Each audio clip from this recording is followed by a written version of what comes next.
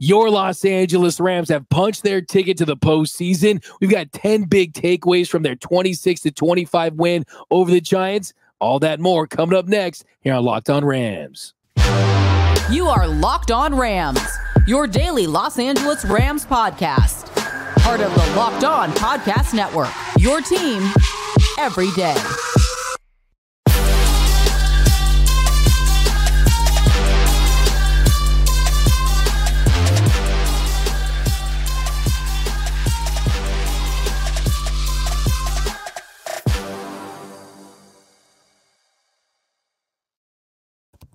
What is up, Ramley, and welcome to another episode of Locked On Rams, your daily podcast covering your 9-7 Los Angeles Rams, your playoff-bound Los Angeles Rams, free and available wherever you get your podcast. Locked On Rams, part of Locked On Podcast Network, your team every day. We're also available over on YouTube, so if you haven't yet joined the party, we're getting close to 11,000 subscribers, so hit that subscribe button, hit that notification bell, and hit that like button. Let us know what is your biggest takeaway from the Rams' 26-25 win over the Giants.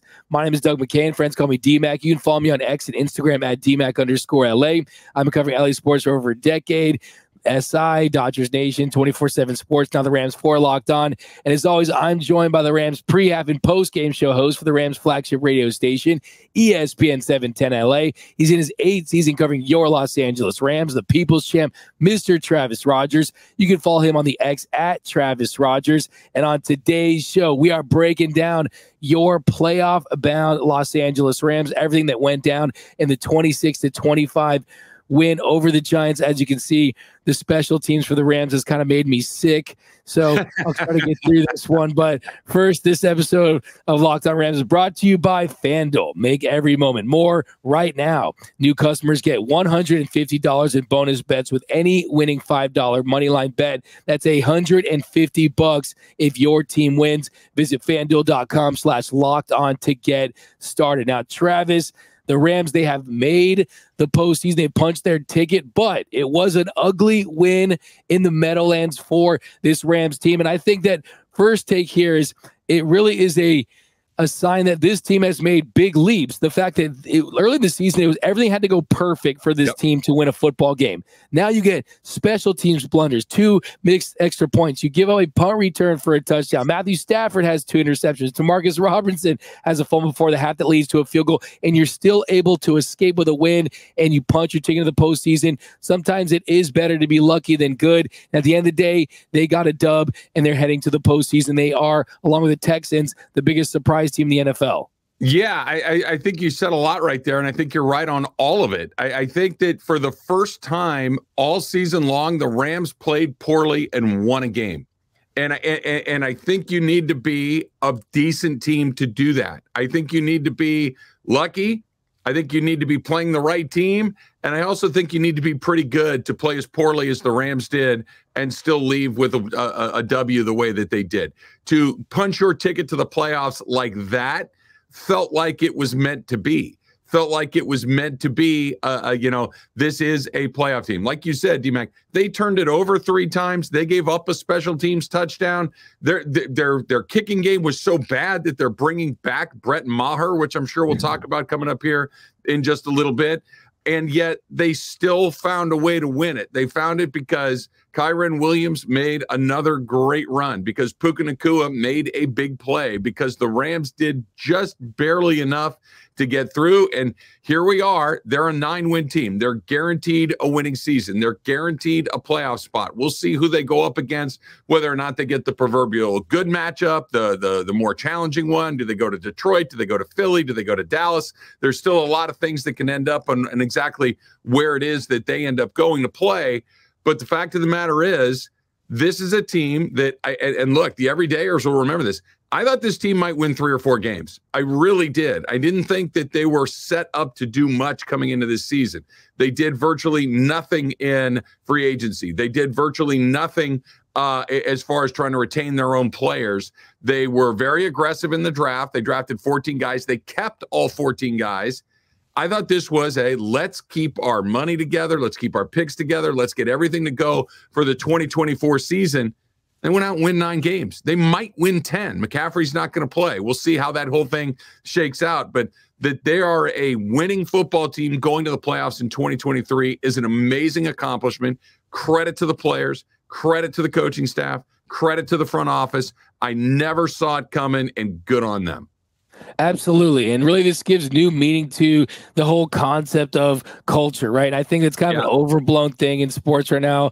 Culture this, culture that. But look, the reality is, internally in that building, they felt good about their chances of having a successful season. And the reality is you still have three of the best players in the league: Cooper Kupp, Aaron Donald, Matthew Stafford. You still have a Super Bowl winning head coach in Sean McVay. The rest of the coaching staff, they've done a fantastic job this year, save for maybe outside special teams. But still, you look at the year they put together, like you said, there's really no one out there that say for, look, I predicted them to go 9-8, but that was kind of the fanboy in me talking, right? And I really felt good about the talent level on this team as far as development goes. But you look at it right now, Kobe Turner is the defensive rookie of the year possibility. And then you've got Puka Nacua closing on the rookie record in receptions and receiving yards. So not only have you had a healthy Matthew Stafford who's been able to work his way through that thumb injury, Aaron Donald, who, I don't know if you saw the Friday episode, for the first time I wore a jersey on this show. I wore my Aaron Donald jersey because I wanted to break that sack drought that he had, and he tried to play. He was a beast once again. And look, the reality is this team has overcome a lot of injuries this year. To Kyron Williams, he comes back, Cooper Kupp, and still for the most part, the offensive line, they've been middle of the pack, but they have exceeded expectations. And look, they're playing with house money at this point. They're dangerous. No one wants to play this Rams team, especially that Detroit Lions team on the road. And look, at the end of the day, like Sean McVay said yesterday, you got to go in and win 4 games. And they're going to be the only team in the NFC that has a Super Bowl winning head coach and a Super Bowl winning quarterback, and anything can happen with the talent and the way that this group has developed throughout the year. Yeah, I think you're right, and I think it's an incredible accomplishment. I want to go back to something you said at the beginning. I don't know if they knew. I don't know if they knew what they had, because think about what had to happen for them to get where they are. Think about the things that you just listed off. They had to get a record-setting performance from a 5th-round draft pick at wide receiver. Not just have him make the team, not just have him maybe be a starter, not just have him get in the end zone a potentially best in the history of the league rookie season. They see that coming? I don't know. You have Kobe Turner, who was a 3rd-round pick, who was kind of one of these guys that, the super senior COVID kind of guy. That's like, did they know that this was a guy that was going to have 6, 7, 8 sacks? I don't know about that. You have Byron Young, that was a guy that was a project that's hit big. Steve Avila is probably the one guy that thought, we're going to plug him in. He's going to be really good. They drafted 14 guys. With the exception of Stetson Bennett, virtually every one of those guys has contributed to something that they've done this year. And not in they put on a uniform and went out and played, but they've made plays. You'd come them Turner, Young, Avila, Nacua, Evans. These guys are unbelievably qualified NFL starters, and in some places maybe all pro level players. And you're talking about these guys that have given you this performance that I don't know if they saw it coming. It is the best possible outcome for what they got, and all the things that you mentioned: the quarterback, the coach, the Hall of Famer at defensive tackle, all Cooper Kupp. By the way, of all the guys, Kupp's the one guy that's been kind of and he's been pretty good. He's been pretty good since he came back. So I'm thrilled that they are where they are. But this idea that the Rams, we're not, you might be surprised, but we're not. I think they're surprised too. So many things had to break the way that they did. This really is, like you said, D-Mac, best case scenario doesn't even begin to cover it. This is the dream scenario that's come together. And then what's even more outrageous and awesome simultaneously, they can beat people in the playoffs for all the reasons that you just said. This isn't I'd be surprised if the Houston Texans made a run through the AFC. I don't see that coming. It's a great accomplishment if, in fact, they do get in, that they got in. The Rams is a great accomplishment that they got in. I think they can beat somebody. I really do. And it's just, it's a great cap to a season that's not over yet. One more regular season game to go, but just, it's an extraordinary accomplishment. Kudos to everybody. Yeah, no, I agree with you for sure. I mean, look, the reality is they didn't expect Puka Nacua to do what he's doing, right? They felt good about this draft class because those are the guys they drafted, but it's pretty unbelievable all things that broke right for them. The Rams are that guy that you want to take with you to Vegas, right? Let's go play blackjack. Let's go play some craps because they're hot right now. I mean, Puka Nacua continuing to have the success he's having. But how about this? Not even just the rookies, which they've hit on a ton of them. Steve Avila, every single game he started, he's had a fantastic rookie year. You got Puka Nacua. You got guys like Byron Young, we haven't even mentioned, who, if it wasn't for Kobe Turner, he'd be the star rookie on defense, right? Ethan Evans, he's provided a lift on, he's outkicked the coverage a couple of times. That's definitely hurt, but still, I mean, across the board, you've found contributors. But how about this? Not just the rookies, Kyron Williams, second-year guy who's emerged into a top running back in the league. A third-year guy in Ernest Jones, who is becoming a foundational player who, in my opinion, my game ball, I think this one just how I think it impacted the game and how really it's definitely sealed the Rams' fate for the postseason. I'm giving my game ball to Ernest Jones for the play he made there to turn it into a 54-yard kick for Crosby. If he doesn't get that 2-yard tackle for a loss right there, maybe that Crosby hits that, and we're talking about a 15% chance of the Rams making the postseason at this point. So he's getting my game ball. Yeah, I think that's a great choice. I think that there's a lot of guys that you could look at in that game that made big plays to step up. It was a fantastic day. And then, of course, Seattle, they dropped their game and all of a sudden that they're in, and we're looking at week 18 a little differently. It's just there was a lot to love and there was a lot not to love on Sunday afternoon. There was a lot of stuff in that game. Hey, give me the ugly dub. And how about shout out to the Steelers, man? If I had a terrible towel right now, I'd be waving it for being the Seahawks, doing God's work out there. But coming up next here on Locked On Rams, we're going to continue to break down the Rams' 26-25 win over the Giants, and also a move that they had to make. We've got the newest Ram. We're going to talk about him coming up next here on Locked On Rams. The NFL regular season may be wrapping up, but there's still time to get in on the action with FanDuel, America's #1 sportsbook. Right now, new customers, you get $150 in bonus bets guaranteed when you place a $5 bet. That's $150 in bonus bets, win or lose. You don't even have to hit that $5 bet. $150 in bonus bets, win or lose. The FanDuel app is super easy to use. There are so many different ways to bet, like live same-game parlays. Find bets in your new Explore tab. You can make a parlay in the Parlay Hub, the best way to find popular parlays and more. You just want to go traditional, you can do that as well. The Rams right now, 4.5-point underdogs going into this one. It's also a 42.5-point total. So you got all of your traditional ways to bet as well. And then there's just some straight up money line as well. So visit FanDuel.com/lockedon and make your first bet a layup. Again, that's FanDuel.com/lockedon. FanDuel, official partner of the NFL.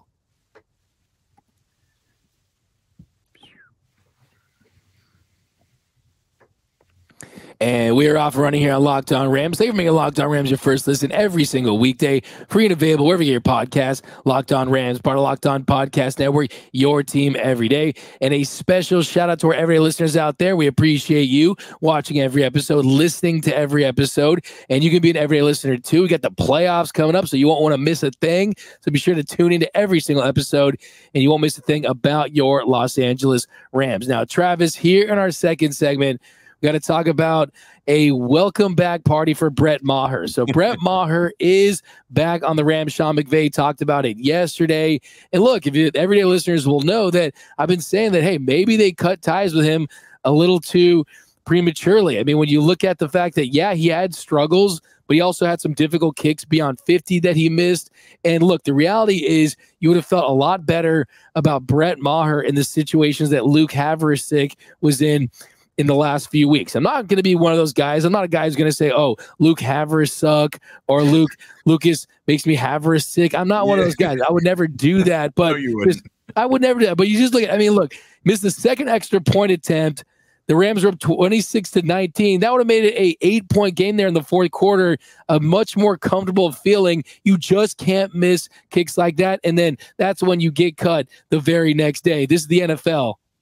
Yeah, no, he had a terrible day on the heels of not having a very good run to begin with. And I think you could kind of tell where the Rams were at the very beginning of the game. They end up going forward on 4th and 3 on their opening drive of the game. Instead of taking some points, or at least what should be automatic points, they decide to go for it. They don't get it. And I think at that point, you could tell that Sean McVay was probably thinking, you know, I have to go for these things. I can't let Lucas Haversick be the difference between us winning or losing a game. And I think he was borne out to be correct, seeing that he missed a couple of PATs along the way. Brett Maher had a bad year too for the Rams. The good news is, if we were talking during the pre and the post game show, let's find somebody that can just make the ones you're supposed to make. And here's what I think that qualifies as: make all your PATs and make field goals under 45 yards. Brett Maher kind of sort of did that. Here's what he was able to do. He was 7 of 7 on field goals under 40 yards, 7 of 9 from field goals from 40 to 49 yards, and then just 3 of 7 on anything 50 yards or longer. So you're not asking him to kick 50-yard field goals. That can't be what the game plan is going in. But can we make the 39-yard ones? Can we make the 42-yard ones? Can we make the PATs? I think that's what you're asking him to do. Hopefully he's able to do it. You know, it's not the end of the world if he's bad again on San Francisco. You can still add guys after the fact. So I think this is a little bit of a live audition for him. I wouldn't be surprised if you saw some guys at Rams camp this week kind of working out and seeing what they have. We saw him bring in Mason Crosby a couple of weeks ago, and how weird that he was the one that missed that kick that ultimately gave the Rams the win. But it's a huge problem. It is a very big problem, and it's not the only problems on that special teams unit. I know we'll talk about their punt coverage as well. And at least with Brett Maher, look, he does have a track record of having a booming leg, having some success in this league. And look, if it was that game against the Steelers, he missed both those kicks beyond 50, missed the extra point, and that's when you're thinking, okay, maybe they have to move on. But I never thought that I was going to be the Wolverine meme looking at the picture and it be Brett Maher, right? And thinking, oh gosh, I missed the Brett Maher days. Right. And that's how bad Lucas Haversick was. And look, the reality is he just doesn't look like an NFL kicker. He still has potential, but you cannot enter the playoffs where every single point is valuable. And really all the strides that this team has made and put out a kicker like that. Like you mentioned, we talked about on the show that every listeners will know that we knew that it was going to impact the game plan. And fortunately, Puka Nacua wasn't able to grab that one on 4th down. And look, you need those points, especially on the road. So I'm glad they made a move. Hopefully Maher gets the revenge game against the Cowboys. Never discount the revenge game. The revenge game is always something. So hopefully he has more success this time around. Now, I want to talk about Matthew Stafford next, because Stafford, one of the hottest quarterbacks in the NFL since the bye. This Rams team, they've gone absolutely berserk, 6-1 since the bye. And you look at Matthew Stafford, he's been a big reason why. And he still threw for over 300 yards, went 24 for 34, did have those 2 interceptions. And look, the reality is those are just missed throws, overthrows, one's a little behind, and he took accountability for that after the game. But I don't think this is some, Matthew Stafford is regressing to the mean or anything like that. Look, every listeners will know, if you watch the Friday show, I said the one thing that gave me a concern about this Giants team was, as bad as they were, they know how to create turnovers. Heading into this one, they created 24 turnovers. They're an opportunistic defense, and look, they took advantage of that. But I still think Stafford did enough and still looks like he's dialed in and ready for a little bit of a postseason run here. He had a bad game. You know, I mean, he didn't play well. And you mentioned the numbers, and you mentioned the 2 interceptions, and they were bad throws. There's no covering them up. There were some other bad throws that guys kind of helped him out, right? There were a couple of those one-handed balls that were offline. And look, even a player like Matthew Stafford is going to have a day where he's less than perfect. And that they won that game, I think, speaks to the fact that they're a pretty complete team, that they were able to survive it. I think speaks to the fact that they were playing a bad team in New York, and they were able to move on. You're going to have one or maybe one or more of those at some point during the season. It came super late. I'm not worried about Matthew Stafford at all. The one thing I will say is he seemed to kind of lose his mojo a little bit after he took that hard hit on the sack and landed very hard on his right shoulder. I don't know if he's hurt or not, but just watching him throw the ball before that play, watching him throw the ball after that play made me think that, okay, that was a pretty good shot. Most of his weight went down on that right side. And I'm just kind of curious to see what it looked like after that. And the answer was it didn't look great. Now, Matthew Stafford's tough. I don't worry about his resiliency. I think that he'll bounce back. I am curious to see what it looks like against San Francisco, because the reason that we're sitting here with 9 wins in the season is because he's been terrific. If they're going to beat somebody in the postseason, he needs to be terrific again. It was a bad day. Everybody has him. I don't think it's the end of the world, but he can't afford to have another bad day once you get a little bit deeper into January, because they're going to go as far as he can take them. Absolutely. And look, there are uncharacteristic missed throws, especially of late. And he said after the game that, hey, how many times you see a throw like that, either the ball bounces and it goes as incompletion, you don't even talk about it, right? But the fact is, you threw 2 interceptions. I think, too, the thing to point out is the fact that, look, the blitz, we know Wink Martindale, this guy loves the blitz, right? I mean, second most blitzes in the league this year, and they were aggressive. You knew they were going to be aggressive, and he ends up getting sacked 4 times, and he was sacked multiple times on 3rd down. So we saw before the bye, passer rating in the 80s against the blitz. After the bye, it was in the 120 range. So that's been one of the big reasons why Stafford's really been hot. He's been able to handle the blitz and perform well. It was a different story on Sunday. Definitely kind of confused him, got him a little discombobulated. I think the shoulder thing was something, too, we've seen during this year. Sometimes he takes a hard hit in this and kind of throws him off, but he's going to be just fine. But I think Alaric Jackson being out, Joe Noteboom did a respectable job, but need Alaric Jackson and this offensive line to be firing all cylinders heading into the postseason. You know, I'll give Joe Noteboom a lot of credit. He's much better when it's, hey, I need you today. I need you to fill in here. He's started at 3 different offensive line positions for this team this year. He started at both tackle positions and at guard as well. That he's been able to do that is a credit to him. I was listening to Sean McVay after the game talk about it. They gave Noteboom a game ball for filling in for A.J. Jackson at the last minute, who's dealing with some personal stuff. That's not easy to do. I know that that's his job. I know that they pay him a lot of money, but that he was able to kind of step in at another new position. And was he great? No. Was he good enough? Yes. And that they have that 6th offensive lineman. You know, Sean McVay said it in training camp. We got 6 guys for 5 spots. We're going to play the 5 best guys. And I think that they have. But having Noteboom be able to fill in some of those spots, I think, is a credit to him. It's a credit to the Rams. And he's almost like a spot starter, right? If you need to give him a start here or there once a month, great. If you got to have him take the ball every 5th day, he's probably not your guy. But if you're using him as hey, we're going to call him up from AAA today to go throw 5 innings, he's exactly the right guy to do that. Absolutely. He feels comfortable in that role. It's like you have a substitute teacher that comes in. It's like, we're going to watch a movie today. Like, yeah, I love this substitute teacher, but you want them to be a permanent teacher, right? They're like, okay, we're good in that role. But yeah, give him credit. But coming up in our final segment, should Puka Nacua be the offensive rookie of the year? We're going to continue to break down this game. That's coming up next here on Locked On Rams. All right, let's talk about PrizePicks, right? PrizePicks is not only the largest daily fantasy sports platform in North America, it's the most fun, and it's certainly the easiest and most exciting way to play DFS. Let me make it as simple as I possibly can. You pick between 2 and 6 players at PrizePicks. That's it.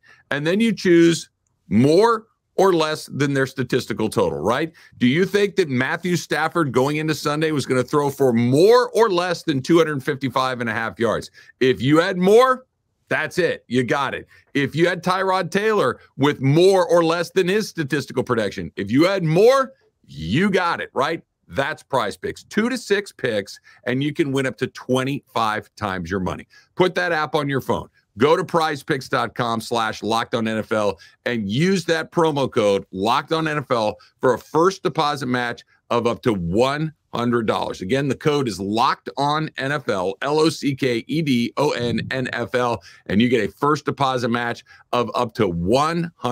PrizePicks.com/LockedOnNFL.